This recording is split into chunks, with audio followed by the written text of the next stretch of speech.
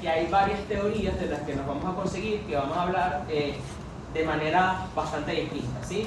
Normalmente, a nivel de ortopedia con Ciriax, ellos tienen unas leyes o unos, sí, creo que es la ley 1, la ley 2, la ley 3, algo así, no recuerdo muy bien.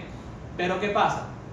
Ellos hablan sobre, primero, la estabilización a nivel de la columna lumbar. Cuando hablan a nivel de la estabilización de la columna lumbar, nosotros nos tenemos que preguntar, y yo creo que aquí vamos a hacer un poquito de trampa porque la semana pasada creo que hablamos más o menos de la estabilización lumbar, ¿o no? ¿No?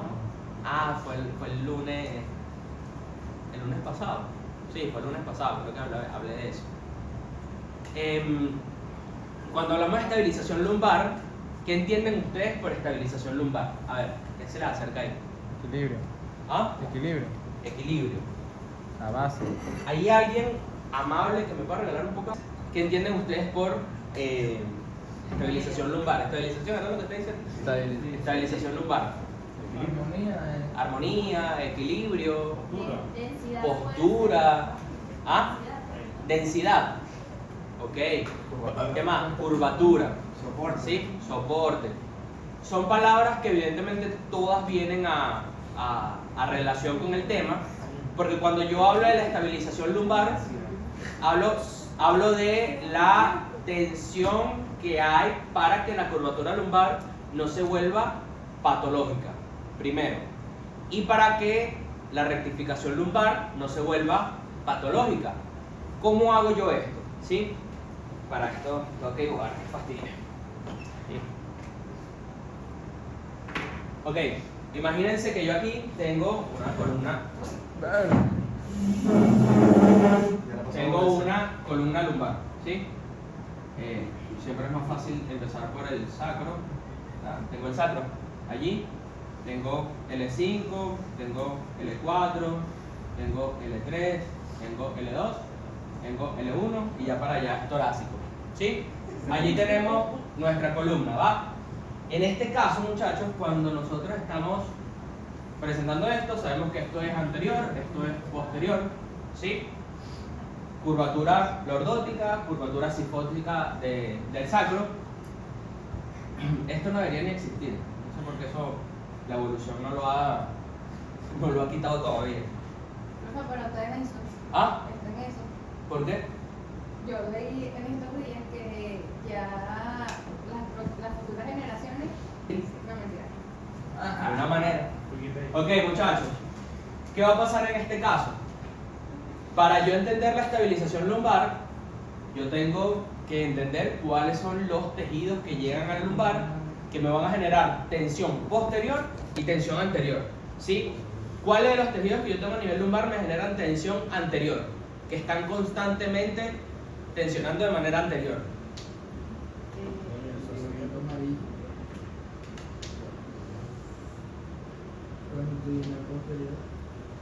¿Pero eso genera tensión posterior o anterior? Estoy hablando de anterior.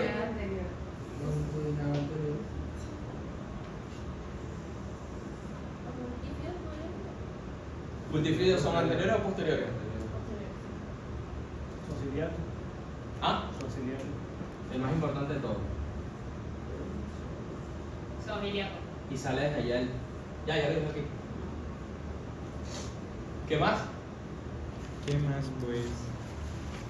Sí. Toda la musculatura abdominal que vaya sobre las vértebras lumbares, ¿sí? Los que salen por allí así, de manera anterior, todo eso me genera tensión anterior. Todo eso me genera tensión anterior, ¿sí? ¿Sí me van captando la idea? Ahí vamos. Sabemos que todo esto está jalando para adelante mi columna, ¿cierto? Ok, los principales son esos. Si ya nos ponemos un poquito más técnicos, estamos hablando de vísceras, estamos hablando de tejido facial, estamos hablando de un montón de cosas que vienen al caso, pero que dentro de esta valoración clínica a nivel lumbar para un fisioterapeuta, por ahí capaz no sea tan importante. O sea, que de repente una rectificación de la... Ya va. Si hay que empezar otra cosa, lo pausa. Ya sé para dónde va la pregunta. Esa pregunta siempre la hacen, pero ya. Se puede tener unos cositos. Ya va. Ya va. ¿Tienes que explicar? Si es que empezar Ok, muchachos. A nivel posterior, ¿quiénes tenemos? Ligamento longitudinal posterior, ya lo dijeron, multífidos, ¿sí? Paravertebrales, todos esos me están generando tensión a nivel posterior. Y cualquier músculo que vaya de posterior a posterior en la espalda, a.k.a. dorsal ancho, ¿sí? No, trapecio no sale ahí. Así, dorsal ancho así, ¿sí? Eso está muy arriba. Cuadrado lumbar me genera tensión de manera lineal, ¿sí? Y ahí nosotros vamos entendiendo cuáles van a ser las mecánicas de tensión de cada uno de los tejidos que tenemos en la zona lumbar. Si yo entiendo esta mecánica de tejido, créanme que tienen todo aprendido a nivel lumbar, ¿sí? ¿Por qué? Esto aquí parecen líneas abstractas, pero son líneas que tienen sentido. El dorsal ancho me genera una tensión superior, posterior, es decir, en diagonal hacia posterior, de la zona lumbar. El cuadrado lumbar me genera una tensión completamente posterior sobre la columna lumbar. Los músculos abdominales me generan una tensión anterior, casi que si es de manera unilateral es en rotación. Esa es otra cosa que tenemos que entender. A nivel de los multífidos y a nivel de los paravertebrales tenemos que entender que si hay una tensión unilateral vamos a tener desviaciones o desbalances a niveles de inclinaciones en la columna. Y aparte de eso, si tenemos por lo menos lo que sería un psoas, tendríamos un músculo que te tensiona de manera inferior en diagonal la columna lumbar, ¿sí? Ya por ahí vamos, ¿va? Y que evidentemente todo lo que sea, lo que te genere tensión, te va a generar una tracción, ¿va? Eso es el principio, el principal principio que nos vamos a encontrar en este caso. Ahora bien, ¿qué pasa cuando tengo un músculo como lo es el psoas ilíaco que me genera, déjame terminar la idea y vea, que me genera una tensión, pero en este caso no me está generando una tensión, ¿sí? En este caso lo que me está generando el psoas ilíaco es que cada vez que yo flexiono mi cadera, mi psoas ilíaco no tiene la capacidad de mantener la tensión para mantener la lordosis lumbar y lo que hace es rectificar la columna lumbar, ¿sí? En principio eso no es patológico. En principio eso no es patológico. De hecho, en principio eso es armonía del movimiento, ¿sí? Un fascículo del músculo se inhibe para que la contracción del otro sea más efectiva y un montón de cosas que eso en principio no debería ser patológico. Pero el tema es que cuando hay factores de riesgo, se vuelve patológico. ¿Cuál es el principal factor de riesgo que tenemos en una persona con dolor lumbar? El principal, que casi que el 90% de personas que tienen dolor lumbar tienen ese factor de riesgo. La postura. La postura. La habilidad.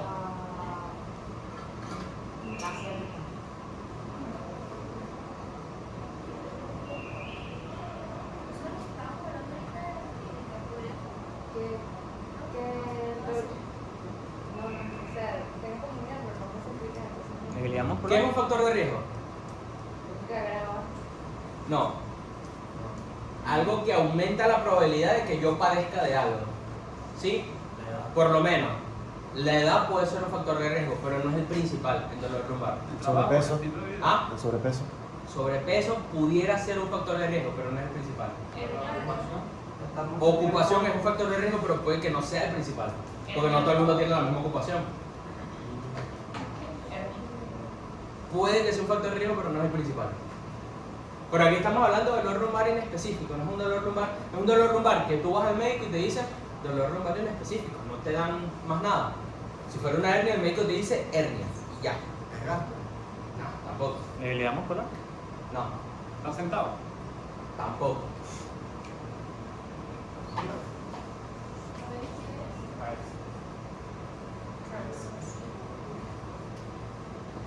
Sesiones previas. Va a ser el principal factor de riesgo para personas con dolor lumbar inespecífico. Y si tú tienes un paciente que te dijo, hace un año yo tuve tal lesión en tal músculo. Gracias, amor. Factor de riesgo principal para que esté padeciendo de ese dolor lumbar crónico. ¿sí? Luego de eso ustedes pueden ir ordenando. Luego de eso sigue la edad, luego de eso sigue la ocupación, luego de eso, bueno, antes de todo eso viene sexo. Normalmente las mujeres son más predominantes dentro del dolor lumbar. Luego de eso, dentro de los factores agravantes, pudieras tener, bueno, el factor de riesgo, pudieras tener la carga emocional de la persona, ¿sí? Personas con mucha carga emocional negativa tienden a padecer mucho más dolor lumbar que los demás, por un tema de que las principales zonas de somatización de las personas es la zona lumbar, ¿sí? No sé si les ha pasado que se estresan, le duele la espalda. Sí. Pasa mucho. ¿Por qué? Porque las zonas de somatización van allí. ¿Sí? O sea, eso es algo del cuerpo, es la manera que tiene el cuerpo de Expresarse. Normalmente siempre pasa que esas zonas que son agravadas, lo que sucede es que cuando tú te estresas, segregas cortisol, y si tienes una zona en desbalance, por así decirlo, entre muchas comillas, pudiera el cortisol actuar mucho más sobre esas zonas porque siempre están como en trabajo o irritadas, ¿sí? Y ya voy a explicar eso. ¿Qué pregunta tenías hace rato? Ya se te olvidó. No, era eso lo de o sea, que cuando hay una debilidad, eso crea una Bueno, no es que Entonces. hay que son emociones, es lo que estás explicando. Creo que es el cuadro lumbar que hace la rehabilitación cuando hacemos la flexión. No, una extensión. Rafa. Cuando es flexión es... De eso- de eso- Ajá.